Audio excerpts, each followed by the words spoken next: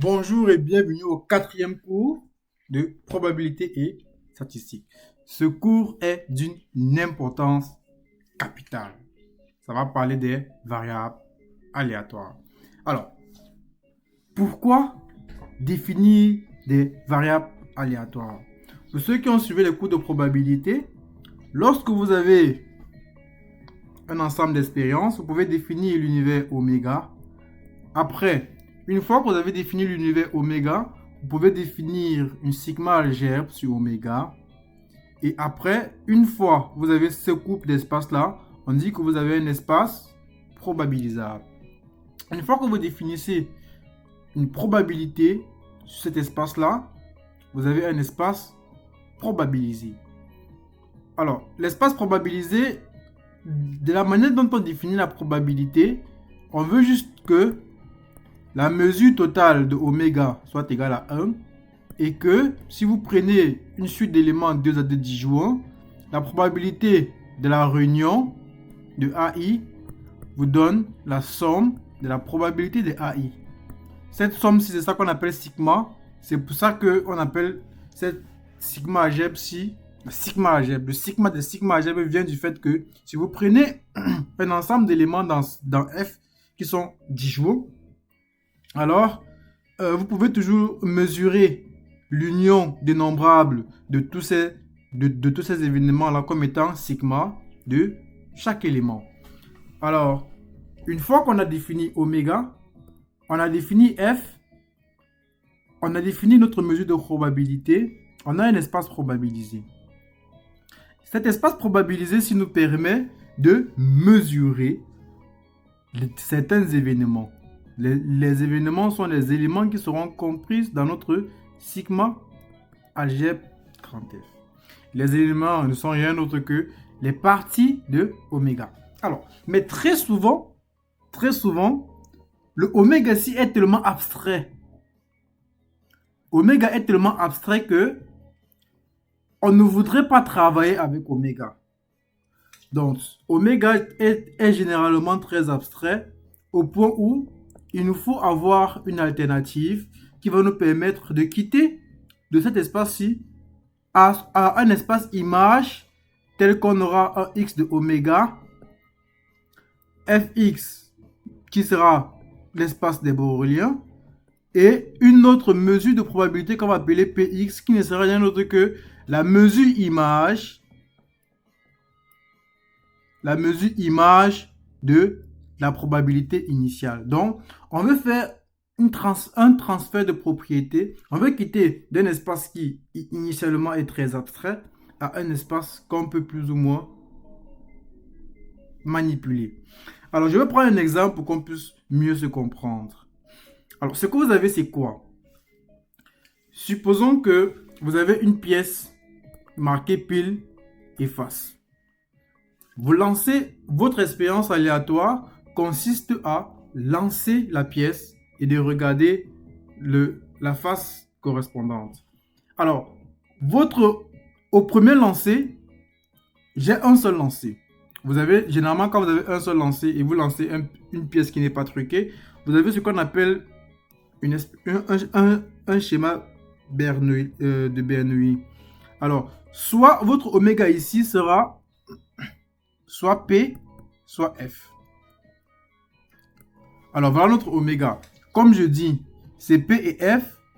Si vous voulez la sigma algèbre correspondante, c'est juste l'ensemble des parties. C'est-à-dire, soit à la lancée, vous pouvez avoir soit oméga, c'est-à-dire ce qui peut se réaliser, c'est soit oméga, soit vous avez pile, soit vous avez face, soit vous n'avez rien.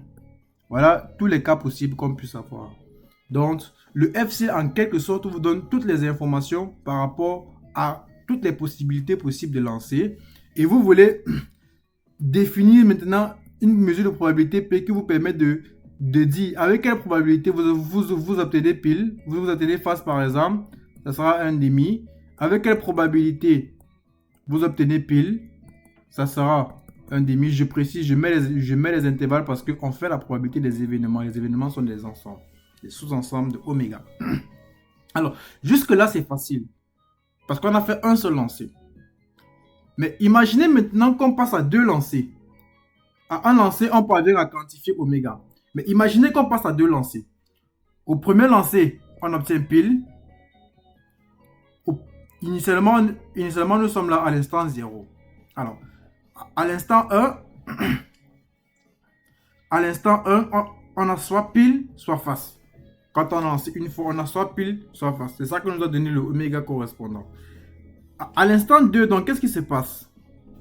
À l'instant 2, si vous allez voir que vous allez commencer à conditionner, si vous avez obtenu pile au premier lancer, alors vous pouvez encore, au deuxième lancer, vous pouvez soit obtenir pile, soit obtenir face. Et si vous avez obtenu face, vous pouvez obtenir soit pile, soit face. Vous voyez que l'expérience ayant changé, votre oméga n'est plus le même. Oui. Vous aurez maintenant des omégas qui seront différents. Lorsque vous êtes ici, par exemple, à l'instant 0, vous pouvez définir l'information disponible F0. Vous n'avez aucune info. Bon, vous connaissez déjà, à l'instant 0, c'est l'instant 0, quoi. C'est-à-dire, vous avez juste votre pièce. Donc, ça ne vous apporte aucune information sur la suite. Donc, c'est la sigma grossière. C'est la sigma algèbre grossière. Et à l'instant 1, ce qui se passe maintenant à l'instant 1, c'est différent. Parce qu'à l'instant 1, vous savez qu'il y a un instant 2. Donc, la probabilité, l'univers, dans ce cas-là, sera quoi? Soit vous avez le vide, soit vous avez oméga, ou alors vous avez cette possibilité-ci. Alors, vous avez soit le couple P et F, et également aussi, vous avez, c'est-à-dire, à l'instant 2, ce que vous avez, vous voyez que vous n'avez plus des piles et des faces. Vous avez plutôt ce qu'on va appeler des chemins ou bien des trajectoires. Vous avez soit la trajectoire, soit, c'est-à-dire au premier lancer, vous avez obtenu pile, et après vous avez obtenu également pile. Vous avez cette trajectoire-ci. Soit vous avez cette trajectoire-ci, soit vous avez cette trajectoire-ci, soit vous avez cette trajectoire-ci. Alors, donc, en fonction des lancers, vous avez des trajectoires. Donc, votre F1, ne s'écrit plus comme étant des piles ou des faces, ça n'aura pas de sens.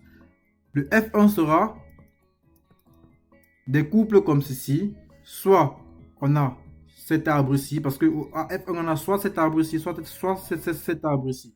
Donc, vous avez soit oméga 1, oméga 2, soit oméga 3, oméga 4, soit le vide, soit oméga. Voilà votre sigma algèbre à l'instant 1, lorsque je suis ici. Parce que lorsque je suis ici, je sais plus ou moins que j'ai encore l'autre lancé en compte, donc il faut prendre cela en considération. Alors, et lorsque je suis donc ici, le F2 ne sera rien d'autre que le oméga, qui sera encore, le F2 sera la sigma algèbre qui est définie sur oméga, c'est-à-dire l'ensemble de toutes les parties possibles. Donc, le oméga ici, là, étant quoi? Le oméga étant oméga 1, oméga 2, oméga 3, oméga 4. Vous voyez qu'ici, le oméga a changé.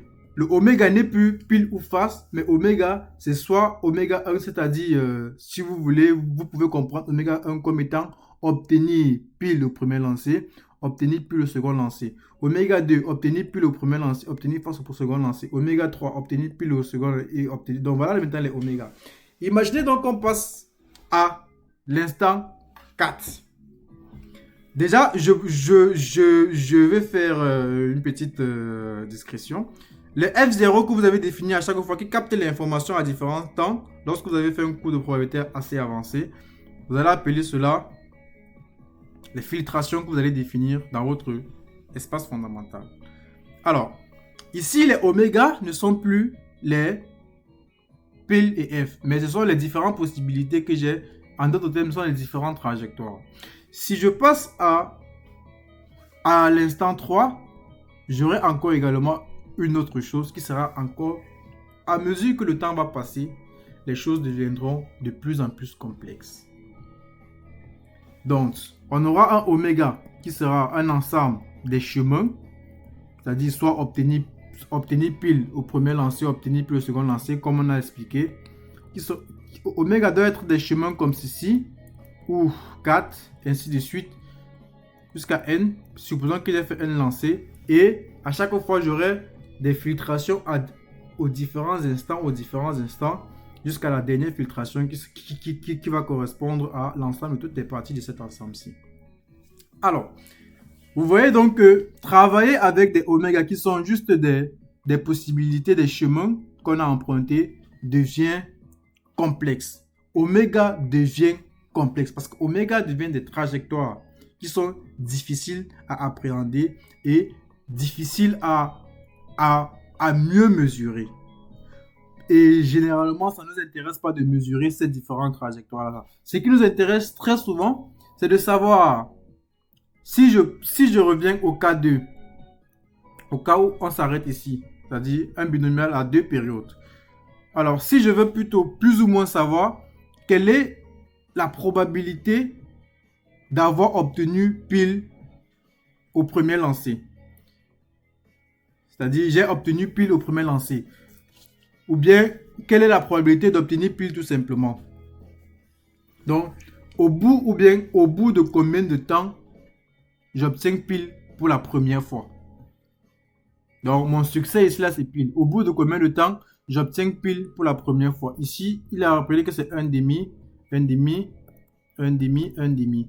Donc, au bout de combien de temps j'obtiens pile au bout de combien, quelle est la probabilité que j'obtienne pile au bout d'un certain nombre de temps. Vous voyez ici là que notre probabilité sera 1,5. Parce que ça va correspondre à cette branche-ci. Donc, j'aurai au bout, si je vais obtenir pile au bout de mon expérience totale, c'est les deux-ci.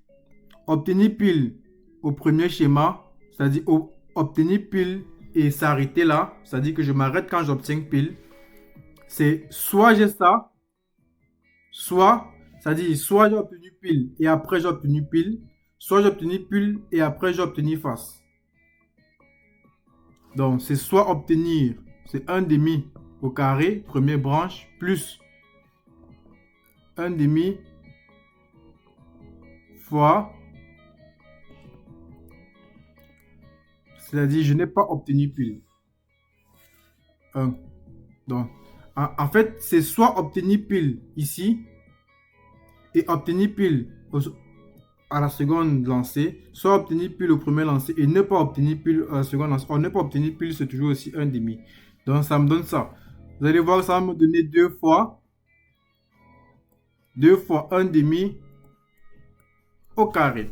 Alors, je peux encore écrire 2 fois 1,5 au carré, c'est comme étant combinaison de 1 dans 2. 2, 1,5 au carré fois 1,5 puissance 2 moins 0. Puissance 2 moins 2. Alors, de façon générale, si on généralise, vous allez voir qu'obtenir pile au bout, la probabilité d'obtenir K succès, c'est-à-dire K fois pile, ça sera probabilité que, c'est-à-dire je vais donc définir une variable aléatoire. La variable aléatoire, ce sera en fait une variable qui capte à chaque fois le nombre de piles que j'ai obtenu au premier, au deuxième lancer. Dès que j'obtiens, si j'ai pile au premier lancer, pile au second lancer, jusqu'à pile au quatrième lancer, si le quatrième plus 1 lancé me donne face, je m'arrête là. Donc, ça veut donc dire quoi? Mon univers image, x de oméga, ça va me donner quoi? Soit je n'obtiens pas pile au cours de tous mes lancers. Par exemple, c'est cet arbre-ci. Donc, je n'ai pas obtenu pile au cours de tous mes lancers. Soit j'obtiens pile au bout d'un seul lancer uniquement, qui va correspondre à cet arbre-ci, j'obtiens pile et je m'arrête là. Soit j'obtiens pile au bout de 2 lancers. Ça, c'est pour le cas où on a juste on a juste un temps t égale à 2. Donc là, je m'arrête ici. Mais pour un temps n, vous allez continuer à 3 jusqu'à ce que à n. Donc, on est quitté d'un oméga qui était abstrait, qui était des trajectoires, à un oméga qui est 0, 1, 2, 3 jusqu'à n que l'on sait mesurer. Et avec ça, si je veux la probabilité d'obtenir k fois le succès, c'est-à-dire k fois pile, ça me fait tout simplement combinaison de k dans n, 1 demi puissance k, 1 demi à la puissance n moins k. Tout simplement ça. Donc, c'est plus ou moins ce qu'on a fait ici. Ici, là, il faudrait mettre combinaison de 2. Non, de 1 à n. Oui, ici, là, c'était 1 à n. Alors, voilà donc ce qu'on obtient. Ça, c'est 2 moins 1. Voilà donc ce qu'on obtient. Alors, vous voyez donc que on vient de définir une variable aléatoire qui va faire en sorte que on ne doit plus regarder les trajectoires qu'on a obtenues, mais on va plutôt se contenter de regarder quel est le nombre de succès que j'obtiens au bout de mes lancers. Parce que le oméga est devenu de plus en plus abstrait, on va définir une variable x.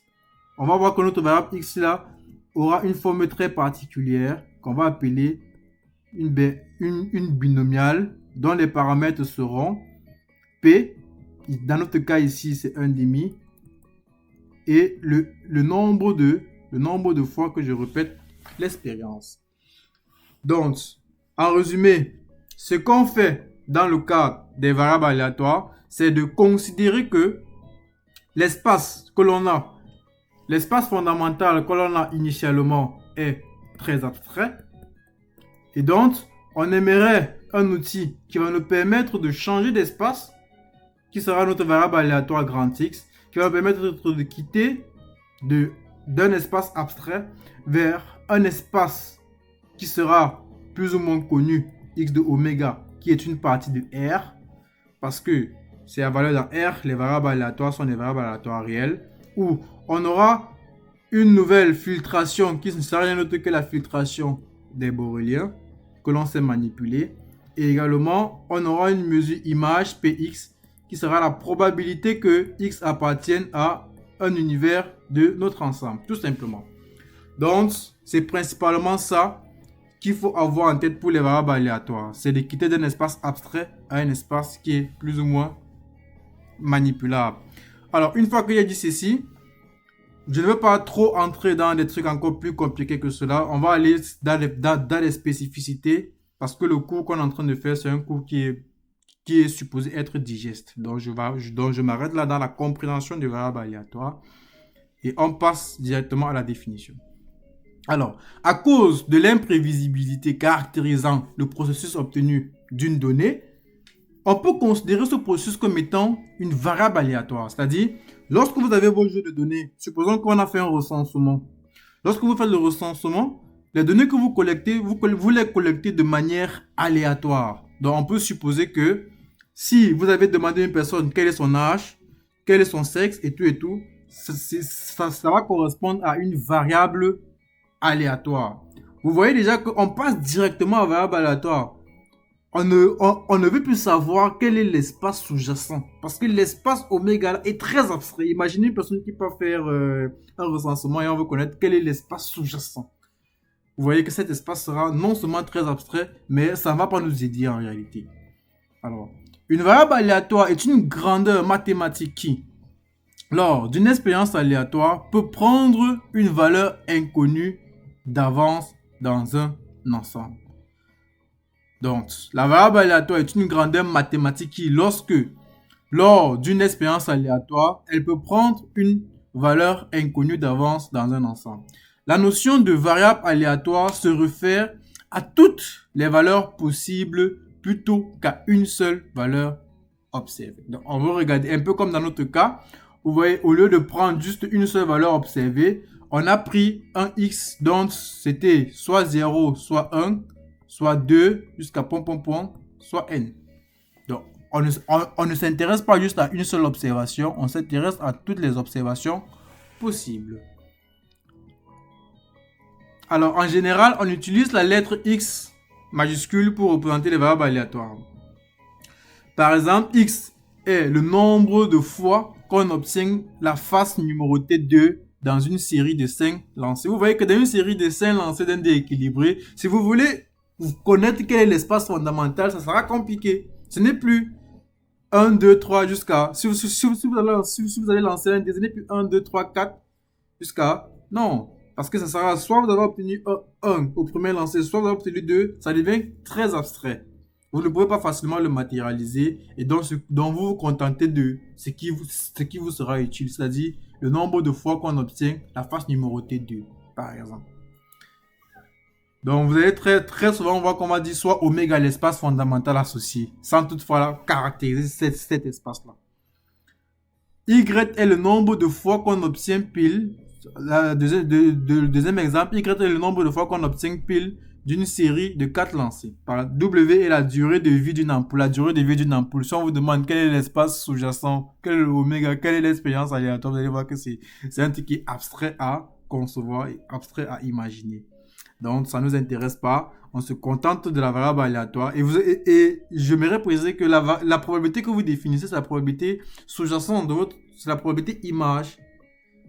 Donc, c'est très important. Le Z, le nombre de messages reçus par un individu par jour. Voilà notre variable aléatoire. Nous pouvons donc dire que l'issue d'une expérience aléatoire est impossible à savoir, mais la variable aléatoire nous donne une sorte d'univers de cas possibles pour ce qui est du résultat de notre expérience. Si on prend le cas, si on prend le premier cas, vous voyez que on est quitté d'un espace qui était abstrait à un univers image qui va nous donner soit 0, soit 1, soit parce qu'on a lancé 5 fois et on a essayé de voir la face numérotée 2. Voilà le nombre de fois qu'on peut avoir. Et le troisième, W est un intervalle. On dira que X et W sont respectivement des variables aléatoires discrètes et continues. La variable aléatoire est discrète lorsqu'on peut la compter, lorsqu'elle est dénombrable. Elle sera continue lorsqu'elle est contenue dans un intervalle. Et l'étude des différentes variables aléatoires se font de manière très spécifique. Alors, une fois l'expérience réalisée, la valeur numérique obtenue est dite valeur observée de la variable aléatoire associée à cette expérience. Notez bien, le résultat d'une expérience n'est pas toujours numérique. Par exemple, lorsqu'on lance une pièce, le résultat, c'est soit pile, soit face. Vous voyez, là, on n'a pas forcément de numérique. On les appelle les données catégoriques. Ainsi, on peut donc associer à la variable aléatoire de cette expérience la valeur 1 lorsque la pièce tombera sur pile et la valeur 0. Ça, c'est un codage qu'on est en train de faire. Donc, on peut, la valeur, par exemple, vous pouvez, par exemple, avoir une caractéristique qui est le sexe, qui est soit masculin, soit féminin. Alors, si vous demandez le sexe, bon, c'est vrai que très souvent dans les questionnaires, le sexe dérange, parce que parfois d'autres disent genre, bon. Si vous demandez le sexe à quelqu'un, vous voyez que la valeur que vous allez capter sera une valeur qui n'est pas numérique, mais elle sera catégorielle. Alors, ce sera soit un homme, soit une femme. En fonction de si c'est un homme, vous pouvez coder 1, si c'est une femme, vous pouvez coder 0. La distribution d'une variable aléatoire. Le plus gros travail a déjà été fait pendant nos précédents cours qu'on a eu à faire pour essayer de voir comment évoluent les caractéristiques d'une population. Donc, nous allons juste transférer et adapter les résultats obtenus lorsqu'on parlait de la population à notre situation. En général, une variable aléatoire est associée à une expérience aléatoire. Une variable aléatoire est associée à une expérience aléatoire qui est assimilée au processus permettant de réaliser une observation. Donc, toujours, si vous avez une variable aléatoire, dites-vous qu'il y a une expérience aléatoire qui me permet de définir ma variable aléatoire. Vous voyez toujours la variable aléatoire comme étant le miroir entre l'expérience que vous avez et ce que vous voulez regarder. Donc, c'est un peu comme vous avez un miroir où vous contentez de votre reflet sur le miroir sans toutefois savoir ce qui se passe de l'autre côté du miroir. Alors, Nous avons vu comment on peut définir un modèle de probabilité sur l'ensemble. Soit x, une variable aléatoire réelle, à valeur x1, x2. Lorsque les valeurs de x sont comme ceci, on dit que x est discret, comme on a vu plus haut. La réalisation de l'événement Px est notée la probabilité que grand X soit égal à XJ. J'aimerais y préciser que le P, c'est la probabilité sous-jacente de notre oméga FP. Hein. Donc, c'est la probabilité qui est sous-jacente. Lorsque je définis ici, en réalité, c'est, si vous voulez, on peut écrire ça comme étant Px2 du segment IJ, où le Px c'est tout simplement la probabilité que l'on a que x soit égal à xj. Donc, c'est un peu ça. Donc, c'est juste un transfert de mesure. Le modèle de probabilité est basé sur la connaissance de P de grand X égale à xj pour les différentes j. Donc, si vous avez une variable aléatoire et que vous avez l'univers image de cette variable aléatoire, ça revient à la même chose. Lorsqu'on avait défini la probabilité discrète sur un espace, si vous connaissez tous les atomes de l'univers image, si vous connaissez tous les atomes de l'univers image de oméga, alors vous connaissez la loi de la probabilité de cet espace-là. C'est l'exemple qu'on a vu pour la loi binomiale, qui était le paramètre n1. On connaît que oméga, c'est soit 0, soit 1 jusqu'à n, et on connaît la probabilité d'obtenir chaque point de l'intervalle. Donc, on a là-dedans une loi qui nous permet de caractériser tout autre élément mesurable de la sigma algèbre engendrée. Alors, la connaissance de P de x est égale à xj définit ce qu'on appelle la distribution de x. Donc, voilà comment on fait pour avoir nos différentes distributions. Si elle va avoir la probabilité que xj soit inférieur à certaines valeurs, je somme toutes les valeurs jusqu'à k. Pour une variable aléatoire continue, si vous avez une variable aléatoire continue dans un intervalle, déjà il faut voir que si votre variable aléatoire est continue, alors la probabilité d'observer un point, c'est égal à 0. Donc, généralement, avec la variable aléatoire continue, on ne peut pas observer une valeur précise, mais on peut observer une plage. Donc, on ne peut qu'observer une série de valeurs. Donc, on peut avoir la probabilité que votre variable aléatoire soit comprise dans un intervalle. Mais on ne peut pas avoir la probabilité où c'est égal à un seul élément. C'est pas possible. C'est pas possible. C'est un peu comme si vous lancez un point sur un disque et vous voulez savoir quelle est la valeur de pi. On sait qu'on ne connaît pas la valeur de pi. Alors, le modèle de probabilité est défini à l'aide d'une fonction de densité qui est aussi dite densité de la variable aléatoire. Ici, j'aimerais préciser cela que on définit principalement les variables aléatoires qui seront continues et les variables aléatoires qui seront absolument continues. Les variables aléatoires à densité telles que définies comme ceci, ce sont les variables aléatoires qui sont dites absolument continues. Parce qu'il existe des classes de variables aléatoires qui n'ont pas de densité. Alors, mais très souvent, on se contente d'avoir des variables à densité parce que ça nous permet de définir cette chose magnifique-ci. Donc, la probabilité que W soit contenu dans cet intervalle, ce sera l'intégrale de A à B de sa densité sur cet intervalle-là. Et vous allez vérifier que votre f de x est toujours une variable qui sera positive. Et l'intégrale sur R qui va correspondre à la somme Maintenant, ici, là, l'intégrale est remplacée par le sigma. C'est-à-dire l'intégrale sur R de f de x dx va nous donner 1. Donc, ça remplace la somme qu'on avait dans le P de oméga qui est égal à 1. Alors, la distribution d'une variable est caractérisée par la probabilité des événements élémentaires dans le cas discret et par une fonction de densité dans le cas continu. Donc, si vous voulez la loi de probabilité dans le cas discret, vous calculez la probabilité de chaque atome, dans chaque élément de l'univers. Mais si vous voulez dans le cas continu, vous cherchez juste à avoir la densité de la probabilité de la variable aléatoire correspondante. Alors, définition. Pour deux variables aléatoires x et y, deux variables aléatoires x et y ont la même distribution si elles ont le même ensemble de valeurs. Donc, si vous avez deux variables aléatoires qui sont égales presque sûrement, alors ils ont prennent le même ensemble de valeurs. Alors, fonction de répartition d'une variable aléatoire.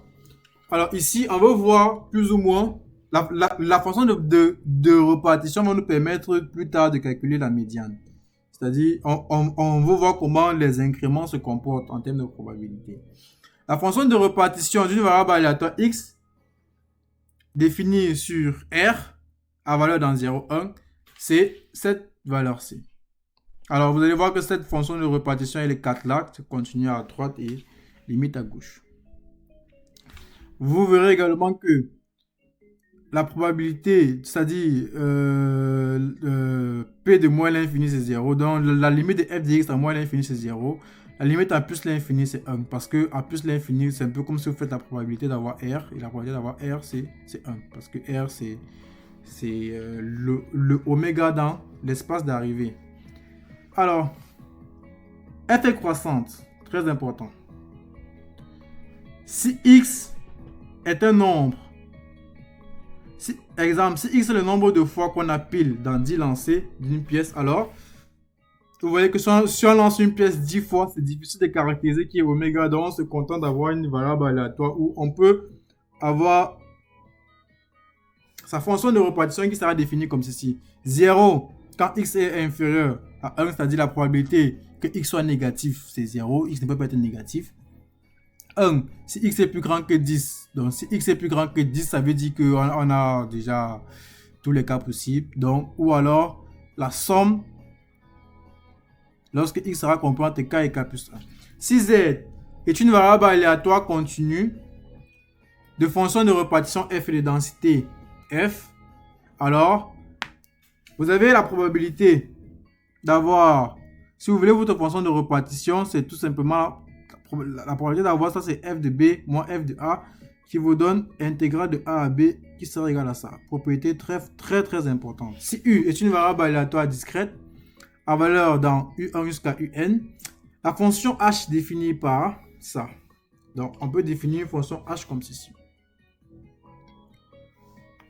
Alors la fonction de répartition d'une variable aléatoire caractérise sa distribution. Donc, c'est un peu ça ici. Voilà la preuve. Vous pouvez voir que si vous avez une autre fonction qui a la même propriété, alors ça va caractériser la loi. C'est très important. Si vous avez une fonction de répartition, vous pouvez connaître plus ou moins si c'est loi normale ou bien loi binomiale. Au cours présent, on a fait les différentes lois. Pour ne pas être trop long, on ne va pas trop s'appesantir là-dessus. Si x est une variable aléatoire définie comme ceci, lorsqu'on définit une variable aléatoire comme ceci, il faut le voir comme si vous enlevez le b si, ça veut dire que vous avez un changement d'unité, c'est-à-dire par exemple, vous pouvez passer du dollar au franc CFA. Ça là, étant le facteur de multiplication. Si vous passez par exemple de l'euro au franc CFA, on sait que le A sera un peu plus ou moins comme 655,957, un truc comme ça. Donc, c'est un peu comme si vous faites un changement de mesure et vous faites aussi une translation une augmentation de salaire en même temps. La probabilité d'avoir ça, c'est tout simplement ceci, si A est négatif. La distribution de Y est obtenue à partir de celle de X. On peut montrer de manière générale que si X est une variable aléatoire et si F est une fonction réelle, alors sa distribution est Y est égal à F de X est obtenue à partir de celle de x. C'est très important également. Alors, pour ne pas être trop long, on va s'arrêter là. Et au prochain cours, on va entrer dans plus de spécificité. Alors, au précédent cours, on avait défini quelques exemples de densité des variables aléatoires comme celle de la loi normale qu'il faut connaître par cœur, celle de Weibull qu'il faut connaître également par cœur, celle de la loi binomiale qu'il faut connaître par cœur, et également la loi de Student qui est très important, qui sera très important pour le calcul de nos intervalles de confiance, qui est aussi très important. La loi de Student, ça sera juste le rapport entre une loi normale sur la racine carrée de la loi de Qui2. La loi de Qui2 ne sera rien d'autre que la somme des lois normales centrées réduites. La somme des lois normales centrées réduites, I allant de 1 jusqu'à n, qui est aussi très important à connaître parce qu'il vous faut spécifiquement savoir le nombre de degrés de liberté ici et student également le nombre de degrés de liberté. Alors on va s'arrêter là pour aujourd'hui et à très bientôt pour le prochain cours. Merci et n'oubliez pas de vous abonner et de liker. À bientôt.